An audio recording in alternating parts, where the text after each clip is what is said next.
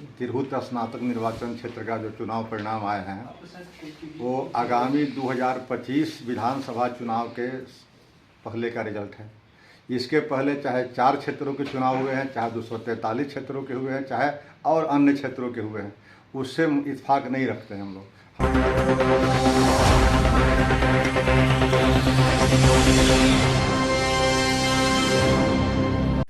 नमस्कार, आप देख रहे हैं पीटीएन न्यूज और मैं हूं अंजलि। तिरहुत स्नातक निर्वाचन क्षेत्र के चुनाव परिणाम के बाद कई दिग्गज नेताओं ने अपनी अपनी ओर से सफाई दी है। कई दिग्गज नेताओं ने कहीं तो अपनी पार्टी का समर्थन किया है तो किसी ने विपक्ष को पलटवार करते हुए नजर आए हैं। तो इसी के संदर्भ में जन सुराज पार्टी के कोर कमेटी सदस्य रामबली चंद्रवंशी ने भी एक बयान दिया है कि 2025 से पहले ये आखिरी चुनाव है और लोगों ने इस चुनाव में वोटों के जरिए अपनी संवेदनाएं व्यक्त की है कि इस चुनाव में, आगे आने वाले चुनाव में आखिर कौन जीत रहा है और कौन नहीं। तो चाहे एनडीए कितना भी जीत का दावा क्यों ना कर ले, लेकिन लोगों ने अपने वोटों से ये व्यक्त कर दिया है कि आगे होने को क्या है। तो इस बयान के साथ उन्होंने और क्या क्या कहा, पहले आप वो सुने। अभी जो बिहार के अंदर तिरहुत स्नातक निर्वाचन क्षेत्र का जो चुनाव परिणाम आए हैं वो आगामी 2025 विधानसभा चुनाव के पहले का रिजल्ट है।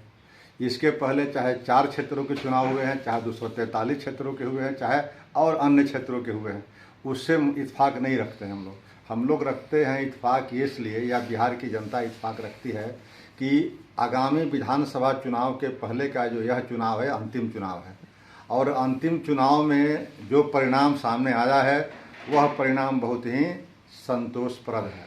संतोषप्रद इस मामले में मानते हैं कि जब बिहार के बुद्धिजीवी वर्ग यानी इसके वोटर कम से कम ग्रेजुएट होते थे और मुजफ्फरपुर जो बिहार उत्तरी बिहार की राजधानी कही जाती है, उस निर्वाचन क्षेत्र के प्रबुद्ध जनों का जब ये परिणाम है तो आप समझ सकते हैं कि बिहार के आगामी विधानसभा चुनाव में इसी परिणाम के इर्द गिर्द परिणाम देखने को मिलेगा।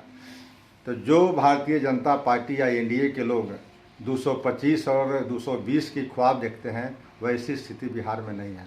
इसलिए नहीं है कि 19 वर्षों से भी अधिक समय तक बिहार में नीतीश कुमार जी सत्ता पर आसीन हैं, लेकिन आज 19 वर्षों के सत्ता के बाद भी बावजूद आज बिहार कहाँ खड़ा है ये मैं नहीं कह रहा, नीति आयोग का सर्वे कह रहा है कि आज बिहार विकास के जितने मानक हैं उन सारे मानकों पर लगभग फिसड्डी है।